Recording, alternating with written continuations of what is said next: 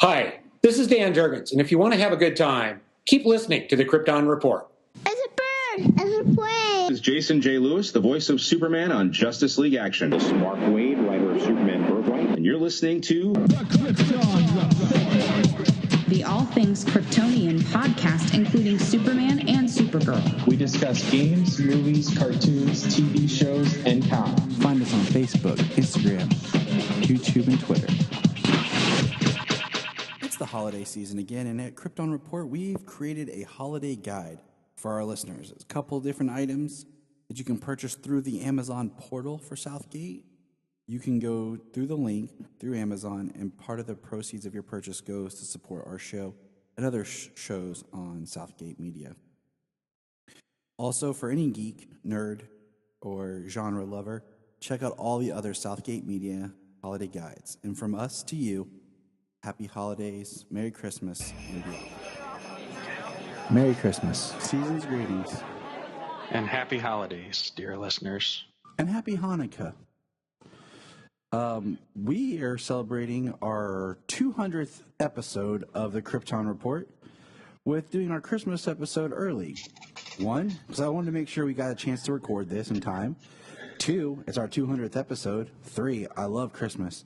I love the time of just reflection and the idea of giving back and bringing joy to other people. I think that's very ingrained in the same sense in the Superman character as well, and another character that wears red and runs around. But with me, as always, is the great and powerful James. Yo ho ho. Yo ho ho. So we're going to kickstart this fun, festive time because, Christmas is a holiday. I think in a lot of ways people look at it, and I'm really big on studying Christmas lore, especially this year. I've been doing a lot of reading for a project I'm working on, and it has its Christian roots and values, but there's a lot more to it than people think of what Christmas is, why, and all that. So it is really kind of a holiday that can transcend everything if you actually study its roots more. But let's get into some fun here. We're going to talk about today a couple of Christmas-themed stories that we have. We're going to talk about some recommendations of some things to watch and a few kind of fun things that I'm going to pull out on James here. And our big meat is going to be, we're going to review the season's Greedings with a D, not a T. Greedings episode of Lois and Clark, which is just such a pleasant show to revisit. It's so good. It is. I had a really good time, and my daughter curled up with me and watched this episode, and she had a really fun time, and she loved it, and she was like, "Aw," and yeah, she loved everything about the holiday. She liked Superman. She liked Lois. She liked the way that people were acting like kids. It was, yeah, she just loved the episode. It's just, I don't know, that show is always fun to revisit because it's, in a sense, there's an innocence to it. And I just don't feel as bogged down with the way things can get caught up with being so of the now and political and, wanting to be culturally relevant that it can weigh down the show. So it's just nice to feel refreshed stepping back because, it's one of those, it's kind of like when you watch a Christmas special that you used to watch as a kid. It transcends you, and just watching Lois and Clark, I feel like that kid again. Watching it on Sundays with my parents. So yeah, it was great. Also, Dean Cain being the one of two Superman I've got to meet. And it's great you say that, spending Sundays watching it with your parents like I did watching it with my mom. And now I get to sit down and watch it with my kids. So to kick off this celebration, I'm going to read from you from the new book that I purchased shortly long ago. For those long ago? Yeah. For those who want to join in, I'm not going to sing. I'm just going to read. This is a Silent Night, as designed by Batman. Silent Night, Gotham's night. Gordon's call signals light. Cape Crusader, so valiant and wise, on his courage all Gotham relies. Into action he leaps, into action he leaps. Silent night, fearless night, criminals quake with fright. From above us he watches and waits, gliding down with unnatural gaze. Evildoers be warned, evildoers be warned. And that comes courtesy of the new DC Comics Christmas Carols book, We Wish You a Harley Christmas. That's awesome. I like it. Oh, I got some more here. I was flipping through it, marking them because, there's a lot in here actually. But here's another one. We'll have to do another one for the rest of the season. Oh, I'm going to read a couple. On the next episode, I have to throw in another one.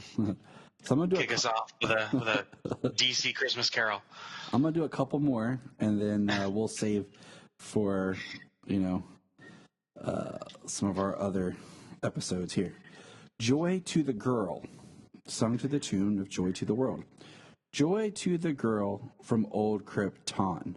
Let Earth receive her might. Protecting all humanity from villains and calamity, and setting wrong things right. And setting wrong things right. And setting the wrongest of the wrong things right. Yeah, good times. Now we'll take a break from this. And James is going to take us down a travel through the multiverse. Isn't that right, James? Yes. DC's very merry multiverse. The newest one that just came out. I have not had a chance to pick my copy up yet. Just because I've been working a lot and things have been crazy. I haven't got a chance to get out to the shop. So, James, why don't you, tell us I have a story. 2.5 more stories to read in this thing. But, yes. On the front on the inside of the front cover, they have all the stories. So we've got Harley Quinn in It's a Horrible Life. Nice. We've got the League of Shadows in. Actually, hold on, let me see here. Okay, yeah, I was going the wrong direction. In order, anyways, here we got Batman in Christmas by Gaslight. Teen Justice in To Stop the Star Conquerors. President Superman in Bizarro Love Holiday. Batman Beyond in Holidays Beyond. The League of Shadows in Night of the Magi. The Unjustice League of Un-America in Have Yourself a Bizarro Little Christmas. Booster Gold in 'Twas the Night. Prez in Prez Rickard's Magical Sci-Fi Desolate Souls Club Holiday Special. And Lobo, finally, Lobo in A Very Lobo Hanukkah. For those who celebrate Hanukkah, we have Lobo in Hanukkah. And in one of my books here, I pulled a couple here. There's a really good Batwoman Hanukkah story. Because Batwoman nice. is Jewish. So these are pretty good. So like the first one is the only one that kind of seems like it might be like this world, this Earth. Mm-hmm. Because the rest of them are on different Earths, and they've got the different Earths here. It's a Horrible Life. It's really funny. It's kind of a Harley Quinn. It's a Wonderful Life parody. So it's interesting. It's got a couple of funny moments in here. Christmas by Gaslight's pretty cool. Kind of going back into that Victorian era for Gotham by Gaslight, which was a good story. Yeah. And then there's Earth. Then we're on Earth 11, and then we're on Earth 23 with President Superman, which is a really nice story because it's actually the story that made me, when you started talking about the how the holidays and Christmas and the giving spirit and stuff. That's actually what this story is about. Giving a part of yourself. Is it the self? They call it the self stone, and it's just giving yourself. It's represents all the self stone represents all the hopes and fears, joys and sorrows of the person it belongs to. And every year, each person gives their stone away and gets a new one in return. So you kind of give all those things away of yourself, and somebody, and then they drop them. Everybody gets a stranger's self stone. It's a nice story. Yeah. Then you got Earth 12, a Batman Beyond Earth. And this one's kind of like this one's a Christmas Carol type parody, which was pretty good. Almost like the three ghosts of like past, present, and future. Mm-hmm. Yeah, that one's interesting. Then we got Earth 13 in ancient Egypt. And you got Earth 29, the Bizarro Earth. Which could be fun or horrible. Yeah. And then, Twas the Night, Booster Gold, Earth 22. Nice. Booster Gold getting some love. Mm-hmm. And then this one I haven't read yet. Got Sunshine Superman. His shield is sunshine. He's got yellow trunks, yellow boots, and he's got an afro. Right. Yeah. Not sure what Earth this is, so. And then I can't wait to get to the Lobo story. I mean, you know me. I like Lobo. That one's written by Tom King.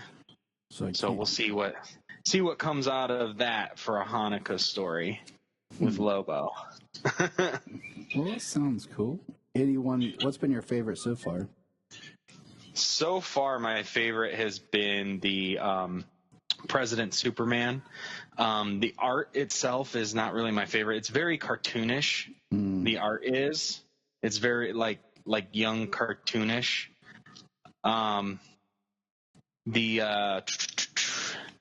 The Teen Justice to stop the Star Conquerors.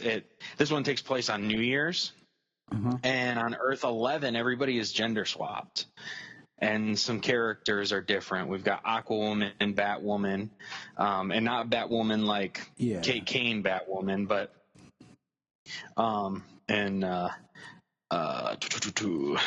who else? They name a bunch of people, but we got Superwoman.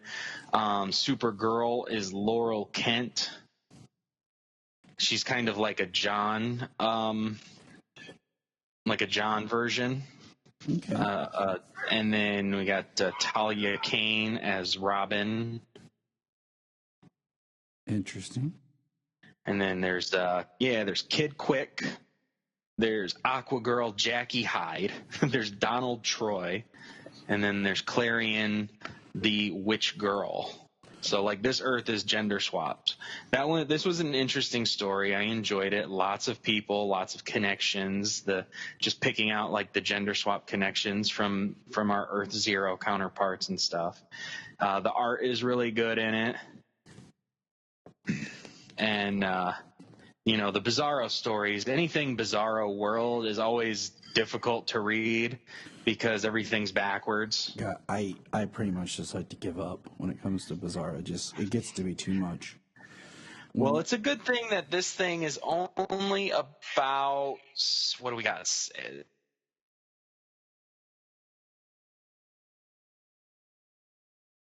5, 6, 7. Yeah, it's an 8-page story on Bizarro World, and it's set in Christmas. So That's too long.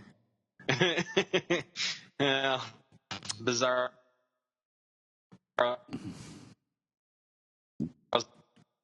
Not for everybody, and I certainly that'd be way too much. It would take me forever. Yes. It already takes me long enough to read, those 8 pages for Bizarro. I already have enough trouble reading. Period. All right. Well, I'm going to take And it doesn't come out right when you speak it. Everything's. You can say the words, but it just means something backwards. So stringing those words together doesn't come naturally. Yes. So even doing it in your head, reading, it's. So I've been reading. I have a couple of the DC holiday specials that I bought. I bought a couple of them digitally too. And I've been reading some. So I'm just going to share a couple stories out of the different ones. I shared a couple other stories over on the Christmas special of Capes and Lunatics that you can hear. But this one is from the 2017 DC Rebirth Holiday Special. It's called The Last Minute. It was written by Tim Seeley. And basically it opens where Batman and Superman are fighting. And it's Christmas Eve. And they're talking about they have to get going because there's some video game that both of their sons wants for Christmas. And you turn the page and John's at home at the farm. Damien's out fighting bad guys like Damien does. And John's just trying to talk to him about coming over. Like Damien do. And we see Superman's flying, being Superman. He always gets to the toy store just a moment too late. Finds out that a shipment of them got hijacked by Kite Man. He's flying around. He stops crime, saves people. He gets to a store and there's one left. And who happens to grab it? But Damien. And this is at the time where he's still going under the moniker of Mr. Smith. So Damien's real snug with him, like, too late, Mr. Smith. And so the next page is you have the Kent family, the Kent Smith family, Lois, John, and Clark wearing their ugly reindeer Christmas sweaters. Then you have Damien and Bruce in, like, suits, all having dinner together. And John's running, he wants to open one gift. And Clark's trying to tell him, like, hey, I tried to get... And before he can figure out... John opens it. It's the video game that he wanted. Damien gave it to him. And Bruce is, then we see Bruce and Clark talking. And it's nice because, Bruce, like, I had no idea. He says, I'm the world's greatest detective, but no, I did not know about this. And Clark says something like, actually, Damien gave John something I couldn't, a friend. And you see Damien and John playing video games together, and then Clark and Bruce standing outside talking. And I like that type of story where we get to see Superman and Batman as friends. And, Damien actually has a soft spot for John. So I liked it. It was cool. It was, cute. And then let's see I have not read that one. I'll have to look at that one. I know Batman Noel is going to be coming off the shelf here very soon. Yep, that is recommended. I recommend every year. Batman Noel. Yep, absolutely. I mentioned this in my other podcast, and I won't. I need to get. You sent me the link to it, but I need to get that Alex Ross Superman Peace on Earth. What was it? Yes, Peace on Earth. That's what I thought it was. Yeah, that one's so hard to find to buy. Like, I want to buy it. Probably have to buy it digital for the time being. Yep, because the only thing I could find it was in an omnibus with all kinds of Alex Ross writing. Depending how thick it could be, could cost you like $100. I don't know. Yeah. Oh, it's almost like $200. I think it was like $150 or something like that. I'm looking for one more. Right. There was also. I just looked up the Blackest Night because I read Blackest Night, but I haven't read the entirety. Yeah. and the $120 or something. Yep, sounds about right. $125 or something. So, Mm-hmm. okay, That's 1,600 pages. I mean, it's not bad when you think about all the content. So the next, Right. the next one I want to share is actually the very DC Rebirth holiday sequel.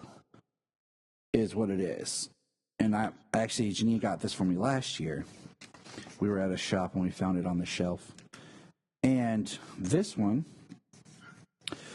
This story is called The Reminder. It's written by Jeff Lemire, and it's actually split. Like, you read part of it, and then you keep reading the book, and then it finishes up. But it's John Constantine sitting at Bibbo's in Metropolis, drinking, and just kind of complaining about stuff. And Bibbo walks over, and there's Clark Kent sitting and talking. And Clark is just drinking a soda, and he's talking to Bibbo, talking about, does Superman make a difference? Superman can't fix everything. And Bibbo basically like, watch what you say, pal, and starts telling Clark off. And then John says something over his shoulder, and and he tells John to get out. And Bibbo basically says, he's telling Superman, I know it's not perfect, but it ain't that bad out there. And he's telling him all these things. And he says, I guess what I'm trying to say is, I know there's a lot of bad out there, Mr. Kent, but there's a lot of good too. Trust me, I've heard the stories. And if you keep trying to make the world a little bit better in your own way, you'll inspire others to do the same thing, just like Big Blue. And Clark says, thanks, Bibbo. I guess that's why I come here every year. I just need a reminder. He says, a reminder of what? He says, that it all's still worth it. And then Clark walks out. John makes a smart remark to him about, hey, like, he knows who he is. And he's like, see you later, John Constantine. Then he says, are you hungry? And the last page, it's Constantine sitting by the fireplace at the Kent apartment. And you have Superman in full costume, Superboy John with him. And John's asking him, like, what are your powers? Where's your costume? What do you do? And Constantine's kind of just like, bah, humbug.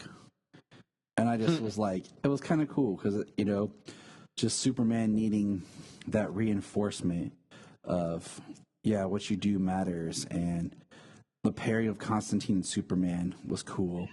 And it's just not one you see, I highly recommend, I'm not going to talk about him here, but Flash is another character that I absolutely love a lot of his Christmas stories. And then honorable mention, I have 2 honorable mentions. One is I have a DC Universe Christmas. It's an older book. And there is a Christmas story that is in the book that is Superman, and it is written by Jerry Siegel. And in the story, Superman helps some children who don't have toys. He takes a little boy who's rich and spoiled and shows him how kids who don't have anything still are happy and survive. And Superman goes up against 2 villains that need to come back into Superman continuity. That is Dr. Grouch and where is it? And Mr. Meanie. Dr. Grouch, huh? Yep, and Mr. Meanie. Interesting. I'm gonna on DC Universe. I'm gonna read last year's New Year's Evil #1. Yeah, I saw that. I'm like, I gotta check that out. But yeah, I'm gonna check that out. Those are my favorite, and there's one more that I actually bought the digital version just because they had them on sale for the digital, because I just wanted to keep reading more holiday specials. And I'm trying to remember. I think it's. Hold on. I'm trying to. Yes, it's okay. So it's in the 2008 and it's called The Man in Red. The writers are Matt Chernis and Peter Johnson. But basically, it's the Superman story, but he doesn't grow up to be Superman. He grows up to be Santa Claus. I mean, it's really cool. Like, it's not very long at all. What's that called? It's called The Man in Red, and I'll send you a screenshot so you can look it up. The Man in Red. Okay. I was reading it, and I was like, this is cool. Because you feel like you're just reading the artwork subtly different, and you're reading, the story, and then as you go through it, you realize, oh, wow. Like, it's interesting. Like, it kind of makes you pause and think, because the last page is a little different, So, yeah, it's really awesome. But we're going to take a pause from our story time to return to that book of books and songs of the sweet sounds with Barry the Red Suit Speedster. Barry the Red Suit Speedster ran to places in a flash.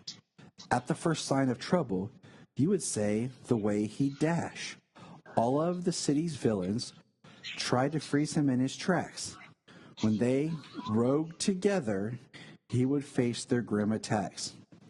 Then one central city day, townsfolk came to say, Flash, our hero so swift and true, this whole world depends on you. So Barry got promoted and supercharged his super speed, and now he protects the planet as part of the Justice League. Pretty cool, huh? I like it. Yeah, I like it. This book is fun, man. This book is fun. So, all right. Now, just as a reference, some honorable mentions here. The classics of, but I like to say it again every year, DC specials to watch. We have, every year, Lexmas. And absolutely. From Smallville. Yep, season 5. We have Comfort and Joy of Justice League, which is a Christmas classic. Watched on DC Universe before DC Universe is no more. We don't know what's going to happen in Justice League. Oh God, it needs to go to HBO Max. Swear to goodness. There are several episodes of Lois and Clark that are Christmas centered. Like I said, we're going to go over one tonight. And the other big one, of course, is Christmas with the Joker. But the newest one is Justice League Action has an episode called Party Animal that the kids and I watched that we really enjoyed, where basically Plastic Man and Green Arrow stop Solomon Grundy, and Green Arrow is throwing a big Christmas party, and he's really wanting Batman to come. And that's become a great holiday tradition to just revisit that every year. So that's some new holiday stories maybe that you weren't aware of, some reading, some definitely find, any of the collections of holiday books. DC offers, like I said, they were like $1.99 right now for a bunch of their older holiday specials. So anything else you want to add, James, before we move into our holiday greetings episode, season's greetings? No, I think you landed on all of them. I know I've watched Party Animal. I think I watched that one twice. I need to watch it again. I haven't watched it yet this season. Of course, a little behind on Christmas watching this season, but I'm a little ahead. I needed some comfort and joy and just some more sparks of happiness. I've really anything I'm watching pretty much right now has just been Christmas themed. It's kind of, I'm about to bust out and start watching some of the Flash Christmas episodes, especially from the latter seasons where I don't remember them as well. So I'm going to start working on that. And, what was I going to say? I totally forgot. I totally blanked. But, yeah, the kids and I have just been watching a lot. But so it's just that we just need that this year. I think. I feel we need more kind of just pure happiness and joy. We got enough darkness kind of circling us. Why take the chance?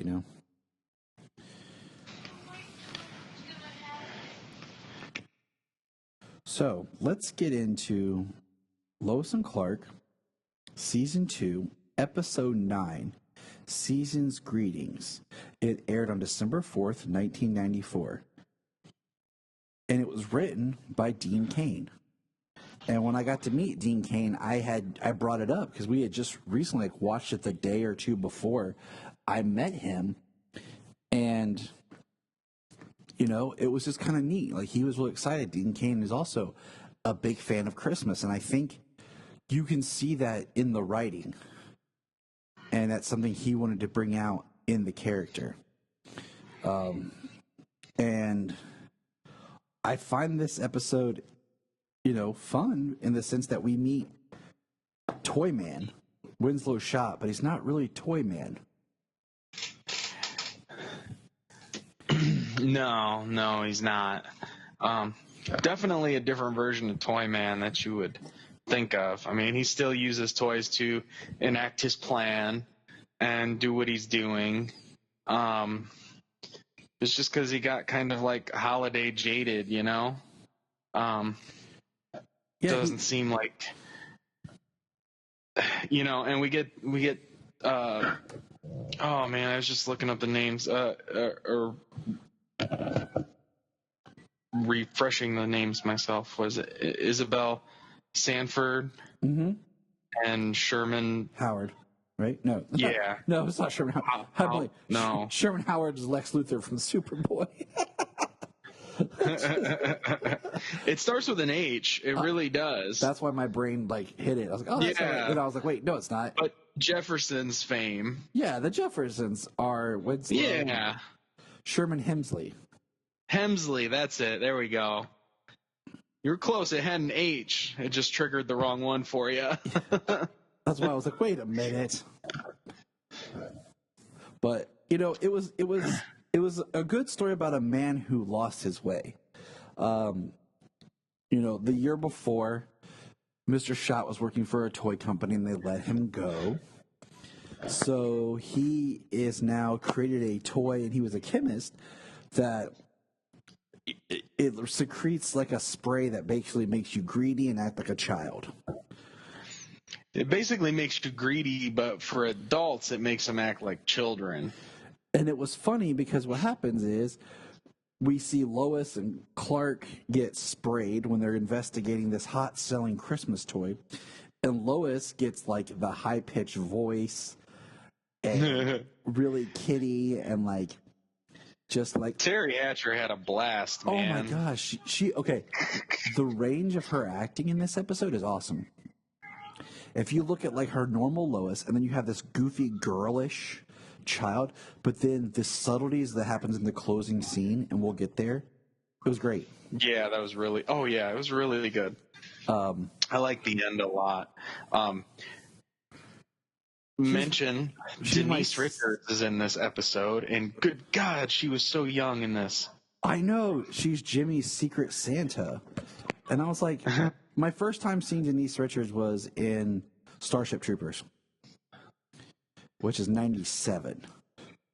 So she appears here. Was it Starship Troopers or Wild Things? They're the same year, but I remember seeing her first in Starship Troopers. Yeah, listeners like, what? I don't get it. It's okay. We were children. We were young. Puberty was hitting us. We were young pubescent boys. Yes. That's all you need to know about that. And it was just kind of wow, because you forget that some people just when you watch these older shows and people appear and you're like, oh, huh. But so the rats are becoming they're called the Atomic Rats. They're the hottest selling Christmas toy. Atomic Space Rats, I think. Yeah. And it just made me think of is there even any more hot selling Christmas toy? Turbo Man. Ta-ta, Turbo Man. Turbo Man! I still want a Turbo Man. I haven't got one. I love that Well, movie. that's why they're that hard to find, man. You've been looking for them since you were a child. Give me that Turbo Man. Yeah, I still can't. I still love that movie. And hey, for all you listeners out there, you want to know a little fact about Jingle All the Way? That this show is on the Southgate Media Group podcast, owned and operated by Rob Southgate. Rob Southgate is an extra in Jingle All the Way. He is one of the people passing out plastic balls in the mall scene. That is awesome. So yeah, Rob's in the film, and I'll see if I can get a snapshot. I always message him every year when I watch it. So this is kind of cool, kind of ties it all together. Brings it back home. Another thing I was going to tell you, I totally forgot. I actually have created my own Superman Christmas tree. Nice. Jania's actually she said it looked too plain, that she's going to make it better. So there'll be pictures of it here shortly when it's all completed. But back to the adventures of Dean Cain. So Lois is not a real big believer in Christmas, She's kind of caught up more in the idea of what's going on with these greedy people wanting these toys and stealing, and Clark runs into a Santa that he recognizes, a guy dressed as Santa who works for an orphanage. And he talks to Clark, and Clark, asks him some questions, and we find out that the orphanage, needs toys. Of course they do. And I just, it's great because I love when Superman gets used as a third person. Clark's I have a friend. He's kind of a celebrity. Maybe he can help out and see if they'll give some toys. And so the episode goes on, and Lois, they're going to investigate the atomic rat craze, and they go to this toy store in Metropolis. And it is just like from Jingle All the Way. They're at the glass, trying to get in, and Jimmy and Lois get in, and Clark gets pushed out, and of course, then goes and turns into Superman. And you ever notice, Dean Cain has this acting tick when he'll stand and he'll cross his arms across his chest. When he's talking, instead of doing the hips as much, he'll do the arms across his chest. I was oh yeah, that's definitely his Superman thing. This episode is neat also because Dean Cain's mom appears as an extra in it. We get an altered Clark's middle name. Did you catch that? Jerome. Of course, being named after Jerome Siegel, Jerry Siegel. Ah, okay. There's Jerome being his real name, but Jerry was his nickname. Everybody called him. And the comics and everything points out that Clark's middle name was always Joseph.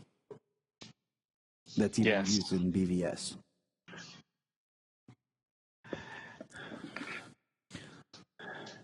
So that was just kind of a fun little tidbit there. Lois compares her enthusiasm for Christmas like Arbor Day or 4th of July. And we get, Lois is trying to figure out what to do for Christmas. She finds out that her father, Dr. Sam Lane, so this is before he became General Sam Lane, which is interesting. So General Sam Lane's first appearance in live action was him being in Smallville.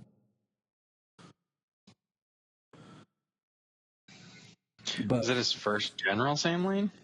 Yeah. Oh, really? Because he's Dr. Sam Lane. On screen, anyways, right? Yeah, that's what I'm saying. His first, live action change would be General. I wonder if that's one of those Jeff John things. I don't have to look it up. I didn't know that he changed. What was it that I found out recently that it was a thing that Jeff Johns did, and I was like, oh wow, I didn't know he was the one responsible for this. I'm trying to remember. I don't know. He's done too much. You can't jump. You can't touch anything DC anymore without his fingers being on it. He's done so much. He's kind of rebuilt the universe a couple different times with Infinite Crisis and Flashpoint and Rebirth. I mean, Well, we get Lucy reference. She's going to Venice, and then Lois is like, "Oh, in Italy." She's like, "Oh, Venice, California. He must be an actor." So that was kind of funny. Lucy's got some new boyfriend. And then this is when they're at the Daily Planet, and I found it interesting that the rat spray actually affects Clark for a little while, and Jimmy, Lois, and Clark are kind of very child. did make for a funny interaction though when he heat visioned Lois's Her shoe. heel off. Yep, and his mom saw him and was like, "I want to tan your hide. I never spanked you." And then I got thinking, like, could she have spanked him, like, or break her head, like? Well, what I thought was funny was she grabbed him up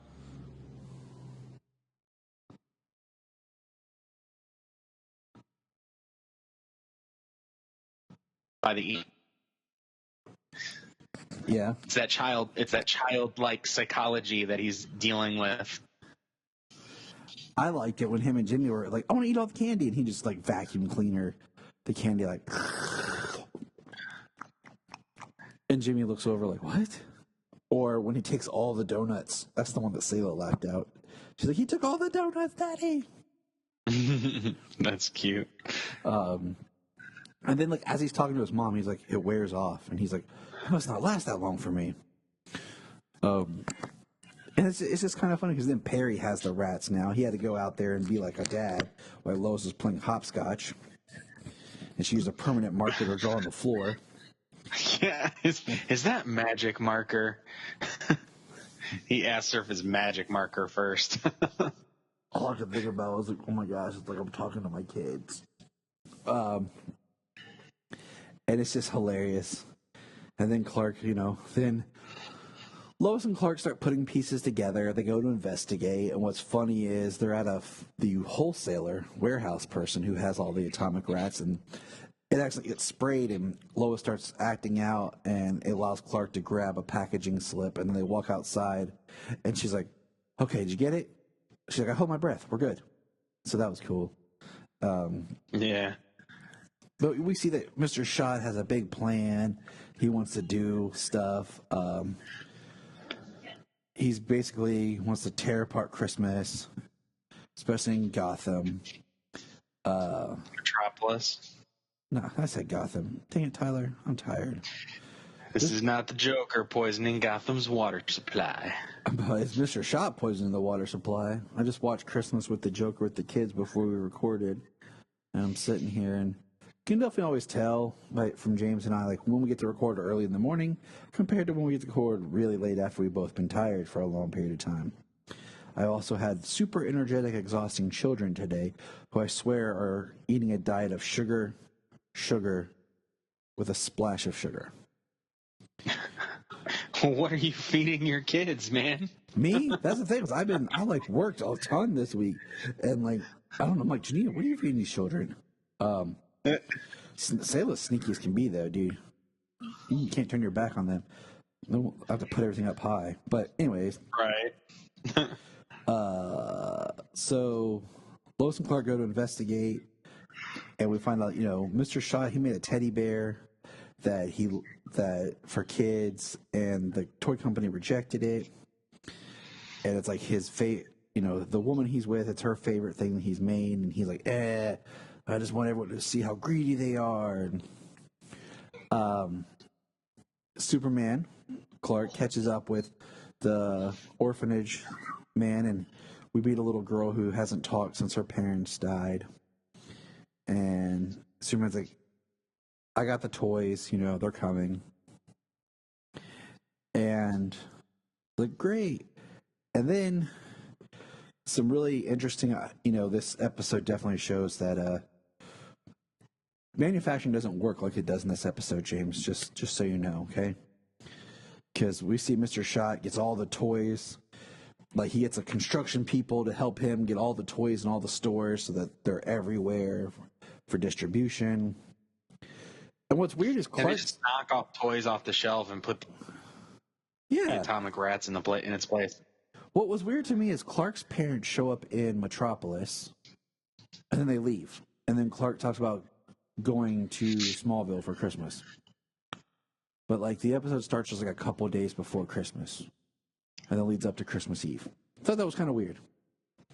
You know, like, hey, we flew in before Christmas. You come back with us? I don't know. It was just kind of odd. Right. But I love his parents. And it's not a problem for him, but, you know. Yeah. I mean, what's Metropolis, on the East Coast or Midwest? I can't remember where he flew from in the pilot because they showed that map of the world. Yeah. But either way, I mean, for him, you know, but for anybody else, it's at least a 3-hour flight. Not to mention, you know, travel time in the airports and all that stuff. It's not like it's just, you know, a 3-hour drive to a 40-minute drive outside the city. Clark flies there in 5 minutes, and that's just taking in the sights. So basically, Lois and Clark bust Winslow, and they confront him. And we see a little kid run out in the street, and a horse-drawn carriage is coming, and Winslow's shot actually jumps out to save the child. And then Winslow's about to get attacked, and Superman saves both of them. And it's kind of like the turning point of, you know, Mr. Shot's not really a bad guy. He was just misguided. He was hurt and upset by what had been done to him, and the whole feeling of Christmas and what it had become.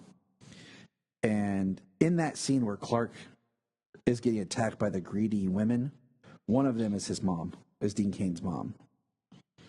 No, okay. So that's kind of cool. And so then we find out that, like we were joking about, Winslow poisoned the water supply. Clark's like, where is it? What did you do with the chemicals? And Superman flies out and heat visions the chemicals out of the water supply. Yeah, because they mention that after she sends after they send the rats off to I think it's Star Labs, they report back to them that the chemical is a psychotropic drug, but if you boil it, it becomes harmless, mostly vitamin C and what'd she say? Sodium and vitamin C. Yeah, so, you know, him using his heat vision, you know, boiled it out and took care of it. So that was awesome. So great on Superman, you know. Can always count on Superman. He's Superman, Jimmy. He loves everybody. Well, it's a good thing it's a reservoir. Yes. And not like a lake. And he just boiled a lake and, you know, caused an ecological disaster. So there was fish in there.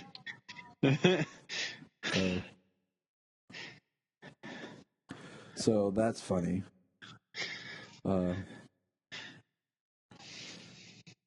And so at the end, Lois has talked about this dinner that she's having. And I kind of thought at first, like watching the episode, it was like something she just said so everyone thought that she had plans.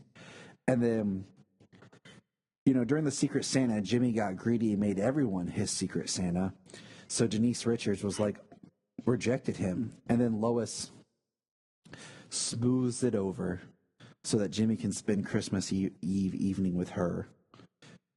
Perry, we learn, in a scene where Perry, dressed as Santa Elvis, is in a sleigh full of toys with Lois, being flown to the orphanage by Superman.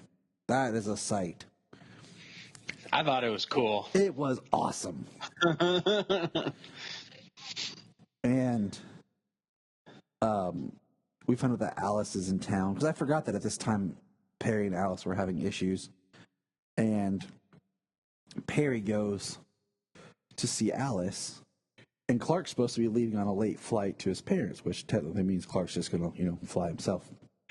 Yeah. So the episode kind of ends with, and I say ends because I feel like the last scene's kind of like epilogue-ish, but we see the little girl takes the teddy bear that Mr. Schott had made, and she squeezes it and it says, "I love you," and then she says, "I love you too, Mr. Bear." And like it just kind of warms Winslow, and it's the first thing she said, so it's a big deal because it's the first time they've heard her talk. And Yeah, it's the first thing she said in 3 years. She's been mute since something. Probably her parents died in an accident. She's secretly training in the basement to be Batman. So the last scene is now, like I said, it's a little bit more epilogue because it's very serious. And it's Lois in her apartment. And like, she's making dinner. She's legit having a dinner. It's fancy. She's wearing like a black dress, like party dress. And you kind of get the feeling that nobody's coming. And The ending of this makes me feel like, I'm sorry, keep going. no, you're wait. fine. I was just setting it up. Her window then kind of comes open, and a breeze blows in, and a candle blows out, and you kind of see this very sadness on her face. And then there's a knock at the door, and she opens it, and it's Clark with her gift, and he says, "Yeah, my flight got snowed in. I'll just take a later flight." And she looks outside, and it's not snowing. And this was a great scene between the two of them. Like, this scene is like, there is so much chemistry and tension between the two of them. Like, it was awesome. Just like her acting to him, could tell that she likes Clark. And the way like she touches his hand, the way she's happy, like it just, you could really feel that Lois was into Clark. And if you look at the way, like, throughout the whole episode, she kind of dresses, it's more fun, modesty, 90s, and then this last scene's, like, very, like, evocative, right? I can't talk. Very strong, giving out some serious vibes. Take it away, James. No, just the way she was like downplaying the holidays earlier. The way she makes this dinner and stuff, like, she didn't seem like she was gonna have it. I think she likes the holidays more than she was letting on, but also this Lois, Terry Hatcher's Lois is very much a workaholic and very much alone when she's outside of work. When she's home, it's just Lois. Yes. And she doesn't have anything else in her life but work. And they set that up in the pilot brilliantly, Yeah. So I think that's such a really good. She plays this character so well, so driven, so good at her work, so tenacious, and then she's like, but that's all she has is her work, But she also gets to play that part where she realizes that's all she has is her work, and she gets to be, a little bit sad and lonely sometimes. The vulnerable side. She plays the vulnerable side of Lois brilliantly. She's my second favorite Lois Lane, but it's a very, very small margin of Erica and Terry. On any given day, they could be switch. Yeah. Either or. Erica only got to be Lois from season 8. She only got to be Lois in 8, 9, and 10. I guess you're just going to have to come over and have to watch the first 3 seasons of Lois and Clark and then the last 3 seasons of Smallville and see who's better. Yeah. We're just going to have to sit down and watch. We'll go but we'll interchange. So we'll watch Lois and Clark, Smallville, Lois and Clark, Smallville. And we'll just have to sit down, and my wife can watch all the kids. It's cool. Yeah. Jania's got this. Nah, she'd be mad. She'd jump in with us because she loves the last 3 seasons of Smallville because she loves hers Lois Lane. So she'll watch any of those 3 seasons. Can't stand Lana. Yeah, I think she. So I think Lois, she did this big holiday dinner and stuff, and as she invited some people, and they ended up having their things to do. Angela, Clark was supposed to leave for his parents. Mm-hmm. Alice, I think she was excited to do it and everything, and then in the end, she didn't have anybody there. And Clark took being with her than flying out to see his parents, which granted he can do at any time, but she doesn't know that. And it's not just, and he's not ditching his parents, Yeah, his He's parents are choosing awesome. a woman he likes and he cares for. And he knows his parents would understand that, especially with Lois being alone on the holidays. I mean, it's very, very well crafted scene and world that they have there. Oh yeah, I love that we get to see that one thing about Lois and Clark is that we have both parents. They didn't kill off Jonathan.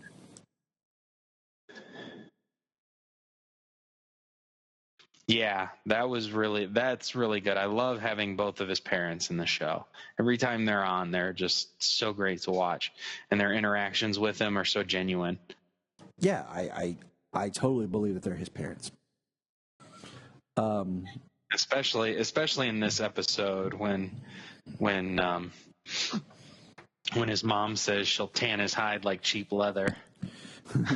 The thing about Lois and the holidays, I think about, with when they talk about her being the Army brat, it makes a lot of sense. My dad was in the Navy, and I know there's holidays he was gone and stuff like that. So, if you in this, he was a doctor, but the idea, the characterization period of having her parent gone, her mom died, when she was young. In most comics, in this, her mom's still alive. But I think if throughout the episode, the events kind of help, and Clark, he has the influence on Lois, even though she doesn't ever want to admit that he does. But it's a great holiday episode. I really enjoy it. I if nothing else, watch it for Terry Hatcher's acting and watch it for that last scene. The Daily Planet scene of them as kids and the final scene between Lois and Clark at the end is just worth the episode alone.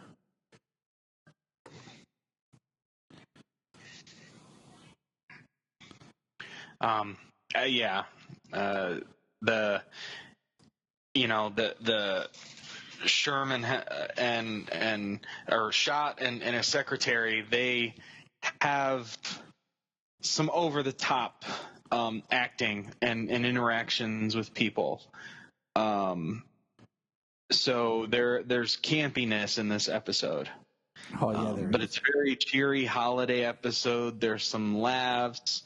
There's and there's some real heart. We got the orphan kids, the orphanage, delivering toys, Santa Claus, Christmas, Superman, and then some of the closeness and the close interactions that Clark and Lois have as their relationship is still currently developing in the show. All around a pretty good Christmas episode. And then just to throw out some honorable Christmas, some honorable mentions for Christmas. I always like to play Arkham Origins at Christmas. I beat that game years ago, but then I've been replaying it, but I only play it at Christmas time, so it's taking me longer, especially because I had to get a new system for it. So it's taking me even honestly longer. In my opinion, that's one of the better stories of the entire Arkham series too. Yeah, and it doesn't. And then I like Bane better in that than I do in anything else too. So I mean, I love just the fact that I enjoy Gotham at Christmas time and the way the soundtrack uses Christmas music. So even one thing I loved is the small scene in Suicide Squad it's Christmas time where Deadshot and his daughter are in Batman. Just that idea of Gotham at Christmas, which brings us to other recommend is always Batman Returns as a Christmas film, and Shazam, which we've already watched this year because I love Shazam. And then, as my kids would like me to plug, don't forget Iron Man 3. No, we don't talk about Iron Man 3. Toss one to the other side. Iron Man 3, the movie the MCU has completely forgotten. And if you wonder why I say that, just message me. I'm not going to go into detail on my podcast about it, but so many of that story threads are gone. You can literally skip that movie and be okay. And then, of course, my children would like me to let everyone know that there is this little show that has Christmas episodes called Teen Titans Go, because my kids have been obsessed with Teen Titans Go recently and have watched nothing but Teen Titans Go. Oh, lovely. So my son just discovered the off track here, but my son just discovered the Animaniacs on Hulu, especially with the new season. We've been working our way through the new ones. I like them. Yeah. And all I'm going to say is I like them, but I miss a lot of the other characters. Like, all they ever do is Animaniacs and Pinky and the Brain. I miss Chicken Boo. I miss Rita and Runts. I was never a big Pinky and the Brain fan. And whatever But I haven't watched a lot of the new one. I've even taken him back and watched a couple episodes of the original.